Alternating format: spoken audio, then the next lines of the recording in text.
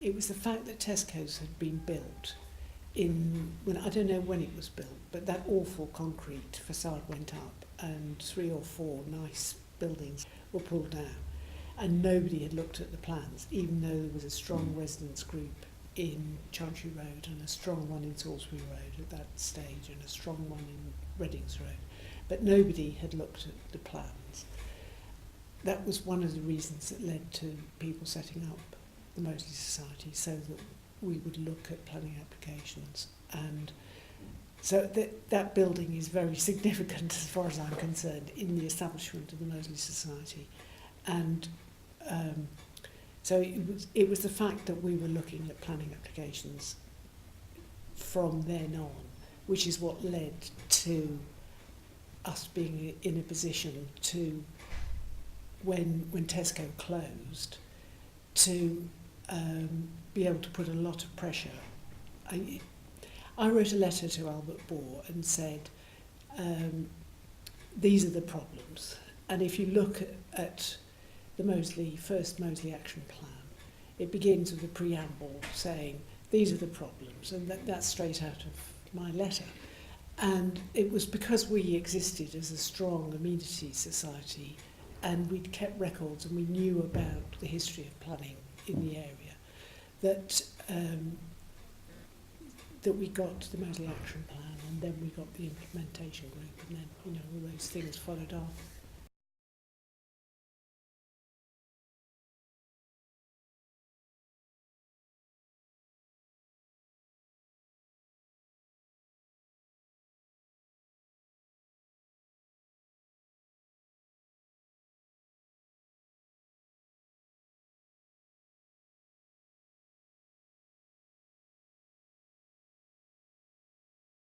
When they first brought in neighbourhood forums, they had to stick to walled boundaries.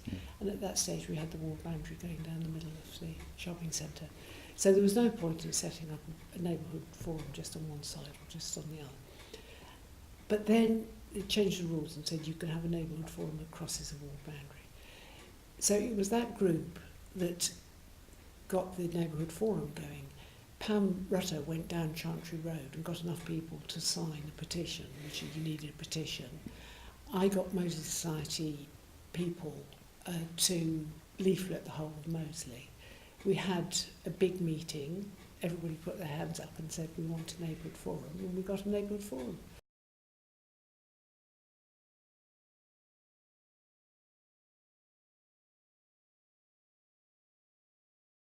And so it was then, the first chairman of the neighbourhood forum was Peter Lee from Kerrs, and he said what Moseley needs is a community development trust. So in the end we set up a community development trust.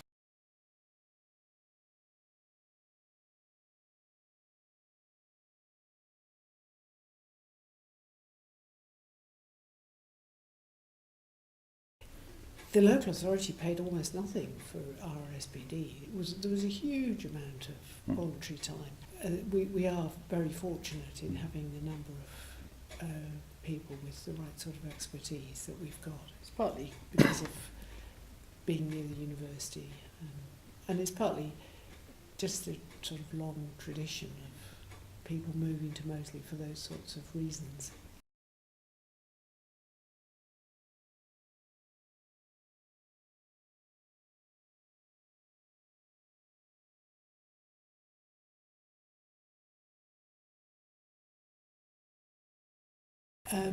Once we got Neil Vyse, that was fine.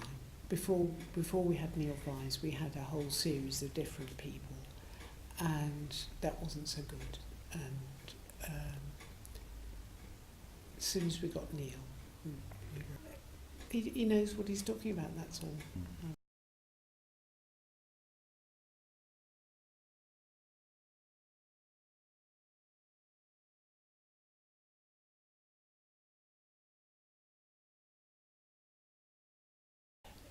It's very much harder to get younger people involved than it used to be. People have to work so much harder to afford their mortgages, and my generation had to. And so And some of us are adapting and using social media and stuff in a way that, to a certain extent, that we didn't ever think we would. But no, there aren't quite the same number of people. I don't know. We won't really find out till I drop off my perch and we see who comes forward to pick up some of the pieces, because I have tried to pass on certain things, like the planning letters. I thought I'd pass that on, but I got that back, and it's not an easy thing to pass on.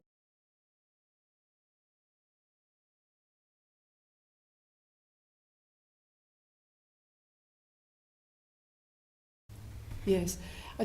Of course, all the statutory systems, they take no account of how long the voluntary sector takes to consult, because you have at the fastest you have monthly committee meetings for organisations. Moseley Society is now every other month, so by the time you've had a meeting and then you've written a newsletter, and even if you use email for most of it, there's a real long lead-in period to any sort of consultation.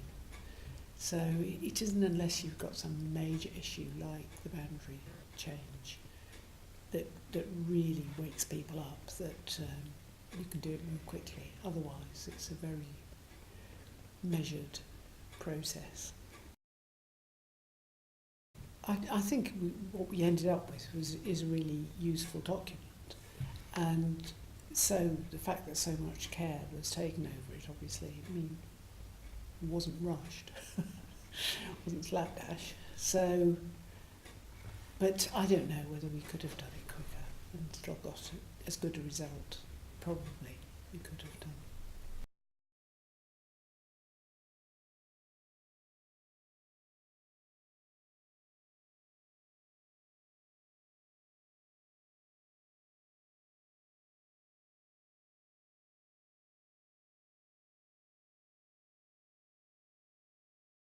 Would be much harder, because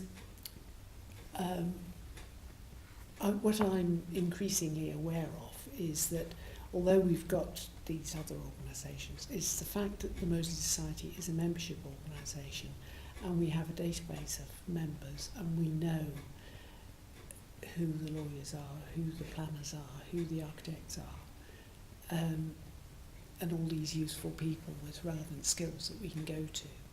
That otherwise it's all just word of mouth and all happen to whatever. So having that sort of basic core knowledge about who you've got in your community and what skills you've got there.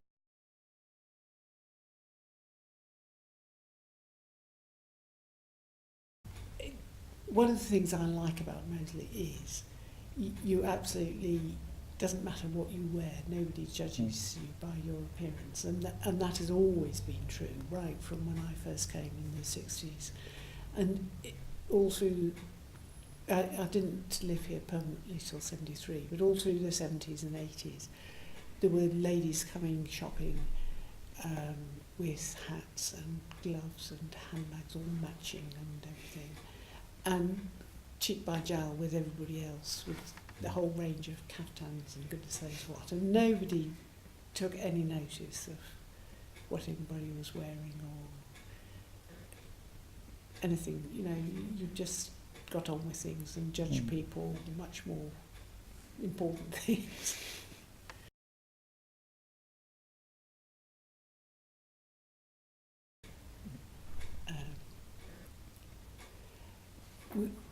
One of the things that really annoys me about the way government organises things these days is it's all competitive.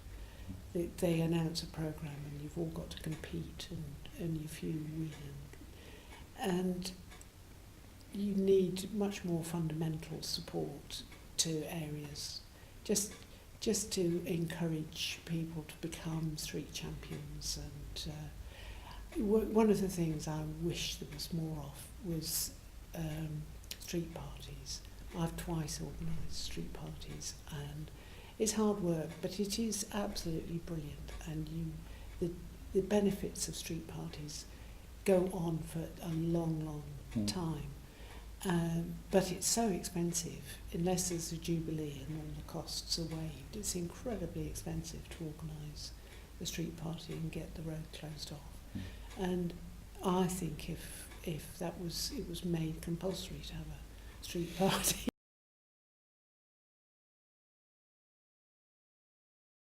Having an amenity society, I think, is a really valuable thing. So supporting the amenity society movement and encouraging new amenity societies, and they've all got problems of succession, and so encouraging the movement in that way, that would, I think, would make a big difference to areas. Having an amenity society and a membership, that really does make a difference when you're doing a plan. So